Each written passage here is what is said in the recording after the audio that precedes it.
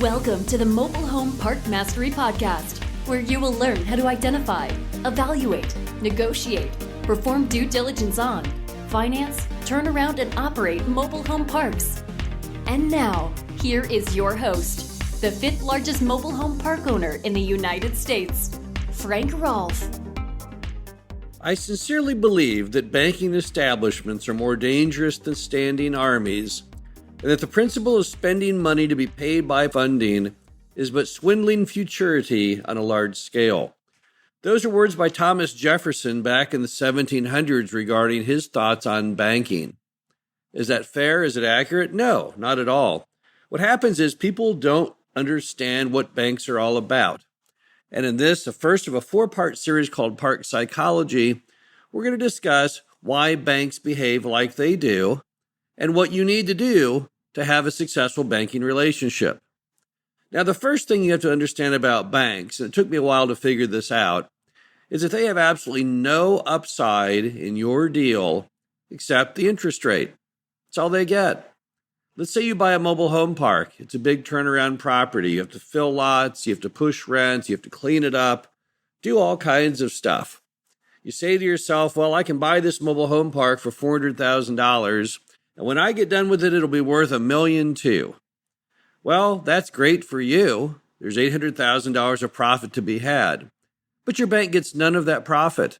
Your bank gets no split of that equity. All your bank has to look forward to in that case would be a loan of, let's say, $300,000 at 5% interest. So they're going to get $15,000 a year for a while until the loan either expires or you refinance. So you and the bank really are never aligned in your excitement because you have upside and they don't have any upside. You're willing to take a risk because of the upside. They have no desire to take any risk because they have no upside. Until such time as banks get a percentage of our deals, which to my knowledge will never occur, then you're never going to be able to get the bank to really understand where you're coming from. You're entrepreneurial and they're simply not. So what are banks really after? Well, they just don't want to lose money. All they can get is the interest rate.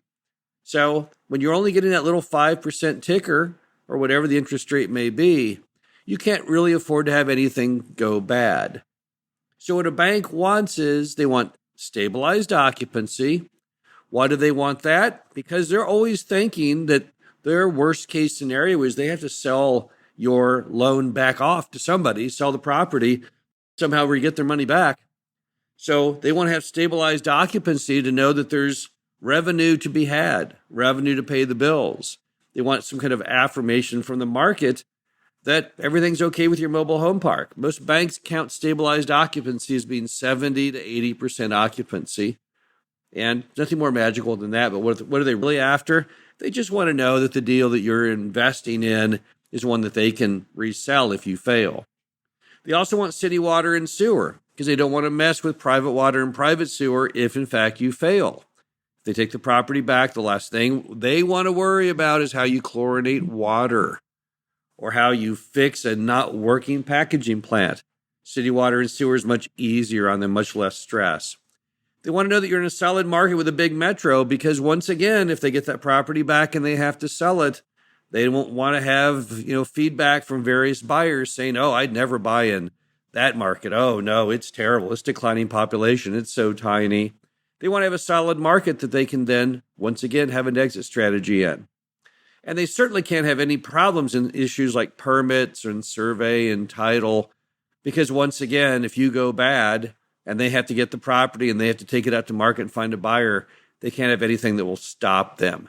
So the first thing you have to know about banks is they're not risk takers because they get no upside. Remember the old Sam Zell formula shown in his book, Am I Being Too Subtle, of Risk and Reward, in which Zell rightfully states you should never take high levels of risk if there's no reward, and you should always take high levels of risk if there's huge reward. Well, the bank has no reward, and therefore they don't want to take any risk. So it's the first thing you have to know about why they behave like they do. Is even though your deal may sound great to you with huge upside, they don't have any. All they get is the interest rate. The second thing is banks don't know the mobile home park industry. They have no reason to know the mobile home park industry. It's not a loan type and variety that they see very frequently. Think about it. Most moms and pops never refinanced their parks. And since most parks were built in the 60s and the 70s and no one ever refinanced them, there haven't been a lot of loans going down the pike, and they simply don't know that quality of an asset. As a result, they can't see beyond the appraisal. That's all they have to go by. They hire an appraiser. The appraiser says, yeah, the property's worth X. They have no reason to question that. They don't even know if the appraisal is correct. They simply don't know the industry. And when you want them to do things that are a little out of the norm, if you want them to count on your ability to fill vacant lots, for example, they're not going to do it because they don't know a thing about how to fill a vacant lot. And as a result, they're not going to stick their neck out. Item 3, banks are run by committees. There is no personal accountability. There's no person in that bank, no person in that whole loop of you and the loan officer that can tell you for sure yes or no on your loan. It's not because they hate you. It's not because they're flaky. What's happening is banks, for security reasons, are run by committee. They don't want to have one rogue employee go out and make all these loans that ultimately go bad. You probably have read articles on that.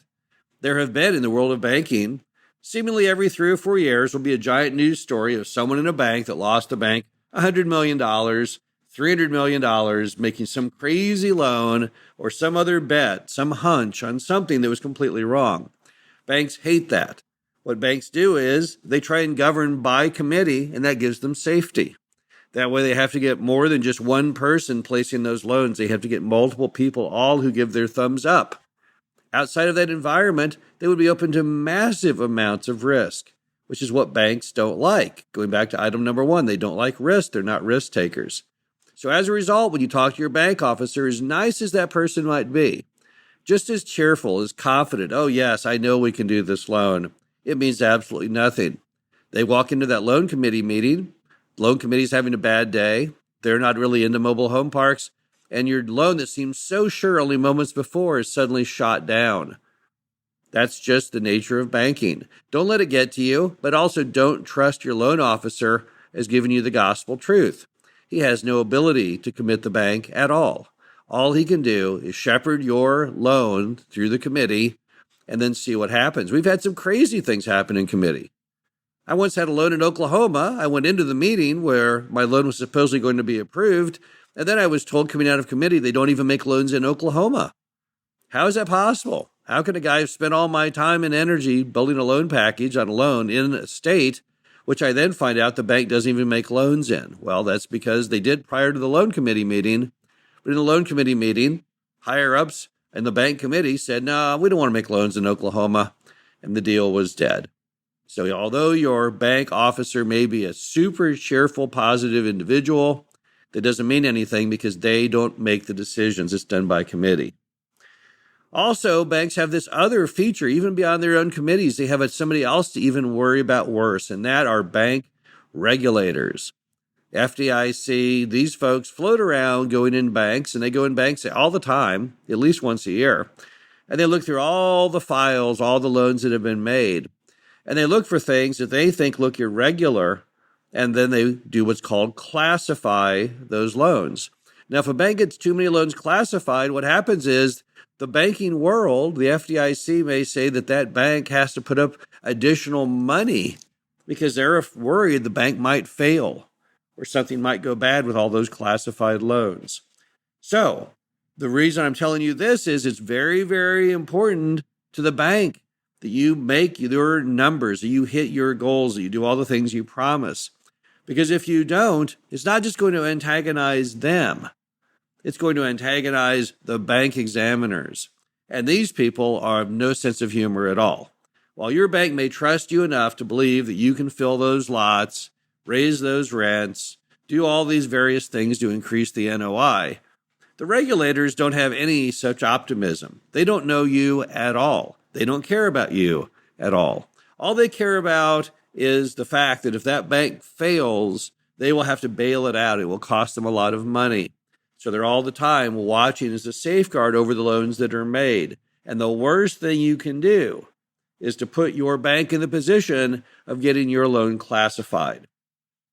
So every day when you're out there doing what you do, you have to always be thinking from the bank's perspective, what do I have to do to keep this exactly on line with what I promised the bank? Because if you don't do that, you will soon be not welcome at the bank and not be considered a very good customer.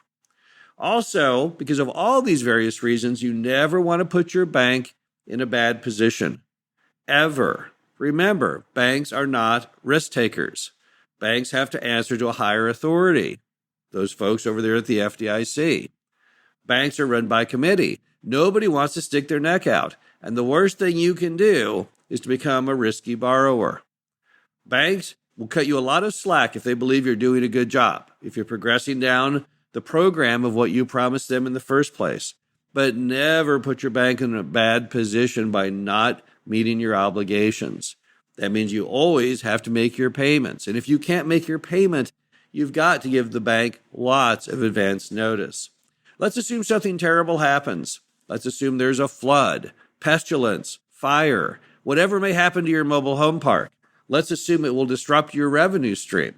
Let's assume you may even lose some lots over it. The worst thing you could do is not notify the bank until this has already occurred.